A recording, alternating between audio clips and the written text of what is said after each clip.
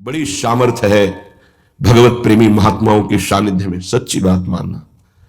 क्योंकि अनंत महिमा युक्त प्रभु का नाम, प्रभु के चरणारविंद का आश्रय दृढ़ होता ही उन्हीं से है। भजन न होई संग बिनु भजन बिना नहीं प्रेम।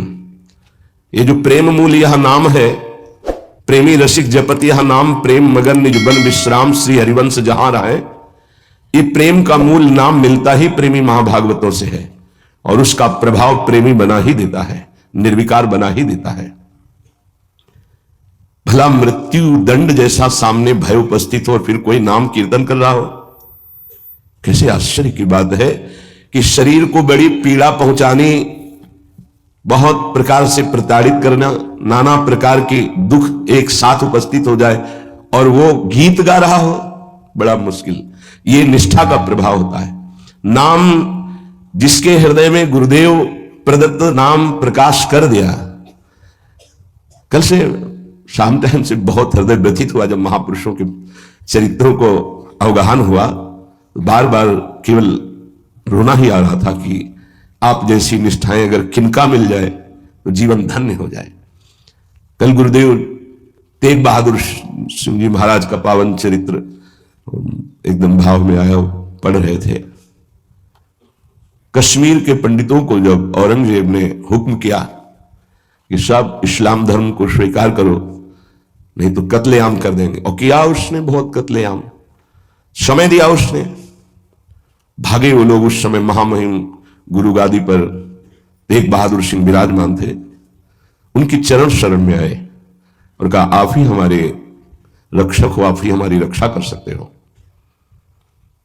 उन्होंने कहा जाओ और बादशाह से कह दो, पूरा चरित्र तो बड़ा है, कि अगर तेग बहादुर सिंह को इस्लाम स्वीकार करवा दो तो हम बिना किसी शर्त के सब कश्मीरी पंडित आपकी आज्ञा का पालन करेंगे। एक को परास्त कर दो तो हम सब परास्त ही हम स्वीकार कर लेंगे। फौरन उसने बहुत ही अन्य धर्मों की तरफ उसका नकारात्मक भाव था।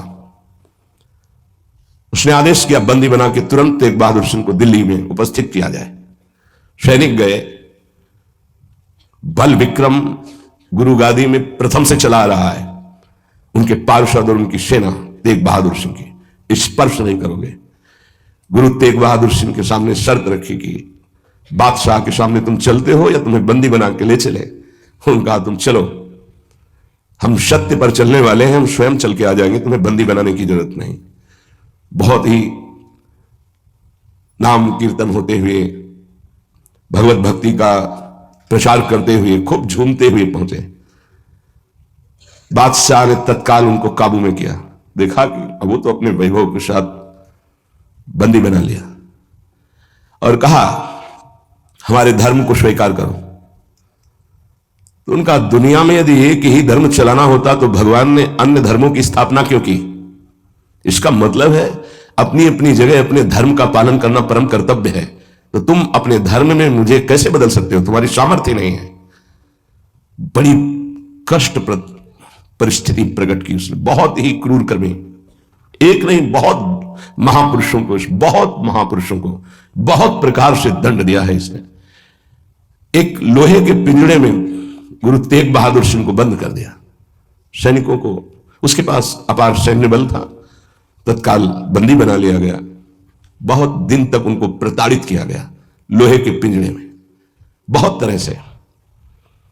हर बार वो उनसे जब पूछते अगर आप स्वीकार करें तो जो पद कहे मैं अपने राज्य का बादशाह था मैं दे सकता हूं, अगर नहीं स्वीकार करते तो परिणाम तुम्हें भयंकर भोगना होगा। तो उन्होंने हंसते हुए कहा कि प्रभु ने जिस धर्म में मुझे स्थापित किया है, तेरी सामर्थ्य क्या है?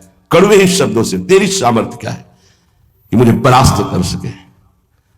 और उस समय उन्होंने पद गाया, भाई मैं धनु पाइयो हरि नाम, मन मेरो धावन ते छूटियो, करी बैठो विश्राम। भाई मैं धनु पाइयो हरि नाम, माया ममता तन ते भागी, उपजो निर्मल ज्ञान। लोभ मोह यही परसी न साके, गही भगति भगवान भाई में, धन पाइयो हरिनाम।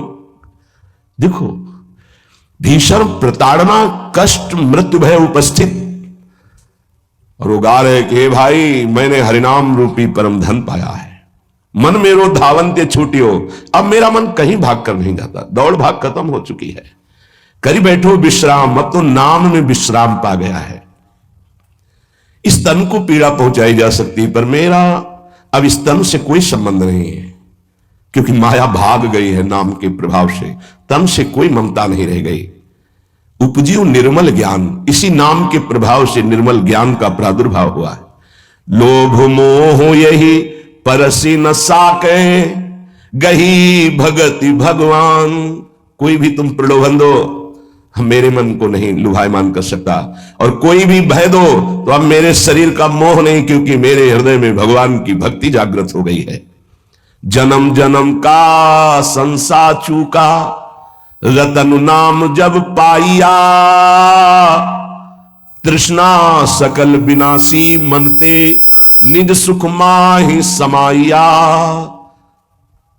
जन्म जन्म हो गए भटकते हुए, अब कोई संशय नहीं रहा, मुझे नाम रूपी रतन मिल गया, सब संशय खत्म हो चुके हैं, जीने की भी तृष्णा खत्म हो चुकी है, सकल वासना नष्ट हो चुकी है, मेरा मन निज सुख में समा गया है।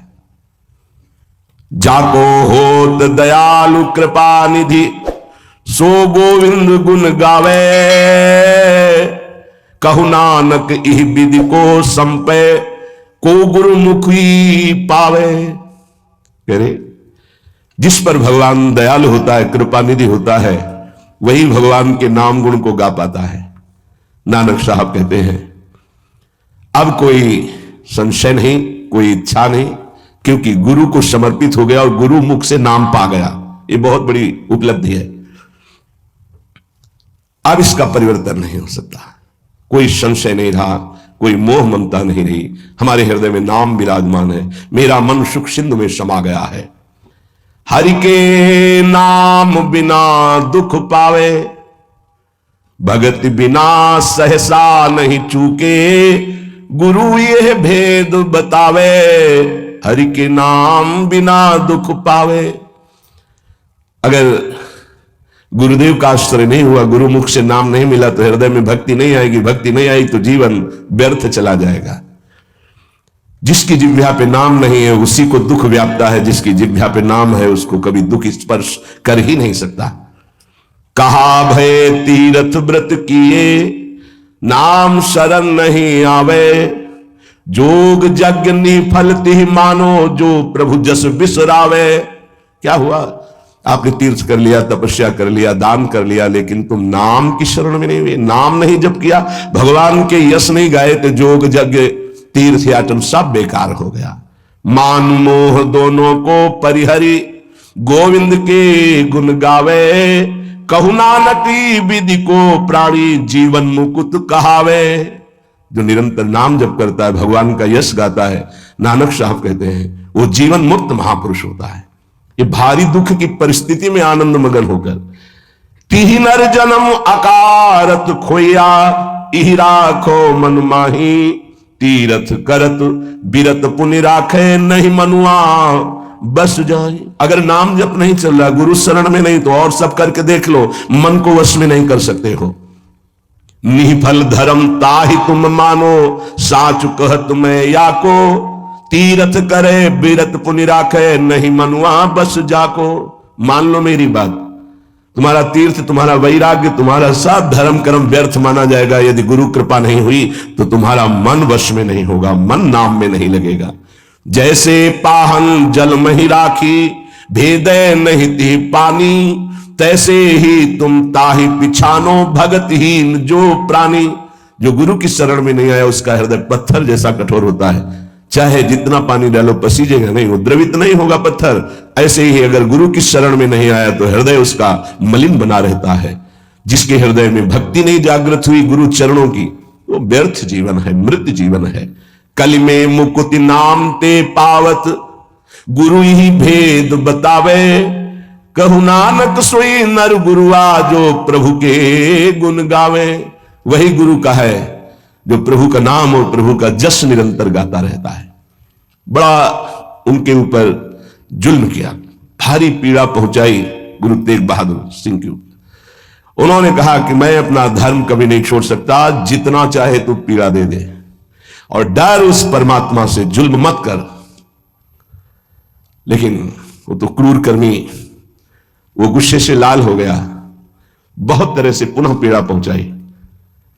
इसमें तो सारांश में बता, बहुत पीड़ा पहुंचाई, बहुत डराया, लेकिन वो पर्वत के समान अटल है। बस जो जीवन में है वो भगवान का नाम और भगवान का गुण है। लोहे के पिंजड़े में बहुत दिन तक बंद रखा, प्रताड़ना दी, कुछ भी खान पान नहीं। जब देख लिया हार गया कि किसी भी तरह टूटने वाले नहीं, तो संवत 1732 विक्रम का दिन था, मार्गशीर्ष महीना, उनको पिंजड़े से निकलवाया और कहा तुम्हारी इच्छा क्या है अंतिम। उन्होंने स्नान की इच्छा जागृत की और एक बट वृक्ष था उसके नीचे बैठे और गुरु साहब का ध्यान करते हुए, जपुजी नाम का उनके यहां, उसका पाठ किया और ध्यानस्थ हो गए। उसी समय सैयद आदम शाह नाम के उन्हीं के पार्षद ने, जो औरंगजेब था, गर्दन उतार दी। तो इन महापुरुषों ने, या और भी धर्मावलंबी महापुरुषों ने बहुत कष्ट सहे। सोचो जरा, अगर ऐसी थोड़ी सी भी बात प्रतिकूल हो जाती है तो भगवान पे संशय कर लेते हो। जरा इन गुरु साहब महापुरुषों की बात जरा ध्यान देकर देखो, अपने धर्म को नहीं त्यागा, भयानक पीड़ा पाई। ऐसे चमड़ी सहित बाल नोचवा लिए गए, तप्त कड़ाहे पे बैठाल कर ऊपर से चलती हुई तप्त बालू डाली गई, कीले ठोक दी गई, घाव के घाव अंगों में कर दिए गए। कभी आह नहीं, अपने धर्म से नहीं टूटे। बीच से आरा चौराहे पर खड़े होकर के चलवा दिया गया, आरा चलवा दिया, आराम आराम से, थोड़ा थोड़ा ऐसे रोक रोक करके, लेकिन शब्द है राम राम राम। जिस मार्ग में निकला गया है भगवत मार्ग, बहुत ही निष्ठापूर्वक इसका निर्वाह किया जाता है अपने धर्म का।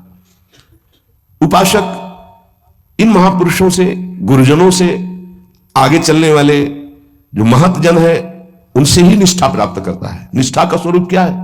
अनुकूलता, प्रणाम नमस्कार नहीं, भारी प्रतिकूलता और प्राणों को प्रतिपल कष्ट मिले तो भी जो ना टूटे उसे निष्ठा कहते हैं। बड़े बड़े महापुरुषों ने इस भागवतिक धर्म, महान धर्म को स्वीकार करके हर कष्ट सहा है। प्रहलाद जी क्या कष्ट नहीं दिया गया, कबीर साहब क्या कष्ट नहीं दिया गया इनको। गुरुजनों की जब इनकी प्रणाली पढ़ो तो होश उड़ जाते हैं कि एक एक महापुरुष को इतना कष्ट, और उनको कभी कष्ट महसूस नहीं हुआ, वो सदैव गरजते ही रहे। अब उनको जो दिखाई दिया वो दूसरों को नहीं दिखाई देगा। उनके मुख से यही निकला है, तेरा किया मीठा लागे। गजब, मतलब रोने के सिवा कोई भाव नहीं बन पाता, केवल रोना की। कितनी सामर्थ्य इन महापुरुषों में है कि ऐसी स्थिति में भी प्रभु से प्रश्न नहीं है, और सामर्थ्य इतनी कि भस्म कर सकते हैं। इतना भजन का तेज है, पर उन्होंने कभी कुछ नहीं प्रतिकूलता की, चुपचाप सह गए, प्राण त्याग दिए अपने धर्म, अपनी निष्ठा पर। अपने लोगों को इन महापुरुषों से एक प्रेरणा मिलती है कि काम, क्रोध, लोभ, मोह, मद, मत्सर, भूख, प्यास, सर्दी, गर्मी, मान, अपमान, दुनिया के जितने द्वंद्व हैं, ये सब एक साथ टूट पड़े तो भी हम अपनी निष्ठा नहीं छोड़ेंगे। उपासक देखो, अनुकूलता होती तो जय जय, प्रतिकूलता होती तो भाग पड़े। तुम कायर हो, भगवत मार्ग के शूरवीर थोड़ी हो। नाम जापक, धर्मनिष्ठ, उनकी जय जयकार की जाती है। आप अविनाशी भगवान के अंश हैं। ये शरीर छूटेगा आज, नहीं तो कल छूटेगा। अगर धर्म में छूटे तो इसकी जय जयकार है, और अगर भोगों में छूटे तो बहुत ही जीव सब छोड़ रहे हैं भोगों में। धर्म निष्ठा का तो, जिनका हमने पद सुनाया था पलटू बाबा का, मची नाम की कीच, इनका ऐसा प्रभाव था कि जहां ये नाम उच्चारण करते रोए बिना कोई नहीं रह सकता था। ऐसी करुणा थी इनकी उच्चारण करने में, पर इनसे भी द्वेष करते थे लोग। इतना द्वेष किए कि एक दिन ये रात्रि में कुटिया में सो रहे थे, इनकी कुटिया में चारों तरफ से आग लगा दी। भौतिक शरीर तो वहीं दिखाई दिया, लेकिन भक्तों की मंडली सहित जगन्नाथपुरी में सुबह पाए गए। पार्थिव शरीर तो अयोध्या में ही रहा, पांच भौतिक जो कुटिया में जल गया, और वो दिव्य शरीर से जगन्नाथपुरी में भक्तों की मंडली के बीच में पाए गए। तो वहां उनसे पूछा कि आप अवध से कब आए? तो उन्होंने सुबह कहा कि आज ही रात्रि के आए। इतनी जल्दी कैसे आ गए? बोले अवधनाथ ने भेज दिया है। वहां पलटू नाम का जो शरीर था वो जल गया, तब पता चला कि दिव्य देह से भक्त मंडली में विराजमान है। ये निष्ठाएं ऐसी कोई थोड़ी कि जहां फूल माला चंदन इत्र खुशबू खान पान जय जयकार प्रणाम नमस्कार तो आप धर्मनिष्ठ है, और जहां प्रतिकूलता तो आप बदल गए, इसे निष्ठा नहीं कहते। जिस सर पर मनोपुष्प और दुग्ध का अभिषेक हुआ पूज्य पादुड़िया बाबा, उसी सर पर 6-6 इंच के गड़ा से चले ओम पधार गए। इतनी सुकोमल देह ठाकुर हरिदास जी की, महामंत्र जोर जोर से लाखों की संख्या में जपने वाले महापुरुष, 22 बाजारों में मार कोड़े जल्लादों ने खाल नोच ली, लेकिन हरि बोल के सिवा शब्द नहीं निकला। इसे कहते निष्ठा। यहां जरा सी कामना पूर्ति नहीं हुई, भगवान पर श्रद्धा हो गई, ये कोई निष्ठावान है? ये निष्ठा कैसे जागृत होती? सिर्फ गुरु कृपा से। जहां गुरुजनों की महिमा पढ़ी तो गुरु कृपा से। गुरु कृपा का स्वरूप क्या है? जो नाम प्राप्त हुआ है, यही गुरु कृपा है। बड़े बड़े ब्रह्म ऋषियों ने, महापुरुषों ने एक ही बात कही है कि जिसकी विशेष कृपावत्ती हरि की जागृत हुई हृदय में, उसकी नाम में श्रद्धा हो गई। बस ये बात पकड़नी है। ब्रह्म ऋषियों ने, महापुरुषों ने, बड़े बड़े गुरुजनों ने ये सार बात कही कि जिस पर हरि की विशेष कृपा वो नाम पकड़ लेता है। चाहे जो आप साधना करते हैं, यदि नाम जप नहीं करते हैं तो वो रंग नहीं आएगा जो नाम जप से आता है। नाम जप, नाम कीर्तन समस्त साधनाओं की पूर्ति है। जैसे योग है, यज्ञ है, तीर्थयाटन है, और भी स्वाध्याय तपस्या, इनकी पूर्ति है नाम कीर्तन और नाम जप से। यदि नाम जप नहीं है जीवन में तो विश्वास कीजिए स्थिति आना बहुत कठिन है। प्रभु के मंगल में नाम का श्रवण और कीर्तन, यन्नाम श्रुति मात्रेण पुमान भवति निर्मलः तस्य तीर्थ पदः किंवा दासा नाम अवशिष्यते। जिनका नाम यदि श्रवण करने को मिल जाए, गायन को मिल जाए, तो हृदय निष्पाप और निर्मल होकर भगवत प्राप्ति हो जाती है। फिर जिनके हृदय में भगवान का दासत्व जागृत हो चुका है और वो नाम स्वाद ले रहे, उनकी महिमा का क्या वर्णन। यन्नाम ग्रहणन अखिलान श्रोत्रनात्मानमेव च सद्यः पुनाति किं भूयस् तस्य स्पृष्टः पदाहिते। आहा, जो प्रभु के नाम का उच्चारण करता है तो जितने श्रोता होते हैं सबके पापों का नाश करके उनके हृदय को पावन करता है, तो उस उपासक को कितना पुण्य प्राप्त होता है, कितनी कृपा प्राप्त होती है। जब जोर से राधा नाम उच्चारण कर रहे, नाम कीर्तन कर रहे, जिन जिन के कान में जड़ चैतन्य के सबका मंगल कर रहा है, ऐसे उपासक के हृदय में प्रभु प्रकाशित हो जाते हैं। जब उनके चरण प्रकाशित हो गए तो फिर इस शरीर का कोई महत्व नहीं रहता। जैसे सांप केचुल से कोई मतलब नहीं रखता, ऐसे महापुरुषों ने शरीर से कोई मतलब नहीं रखा। इसीलिए उनके शरीर को इतनी पीड़ा दी गई, उनके शरीर को कष्ट पहुंचाया गया, पर आह नहीं निकली क्योंकि उस शरीर में नहीं है। उनका मन प्रभु के सच्चिदानंद सुख में है। कलिम सभा जयंत्यार्या गुणज्ञाः सारभागिनः यत्र संकीर्तने नैव सर्वः स्वार्थो विलभ्यते। इस युग में महान साधना है नाम, नाम का जप, नाम का कीर्तन। तुम्हारे सारे स्वार्थों की पूर्ति और परमार्थ की पूर्ति इसी से हो जाएगी।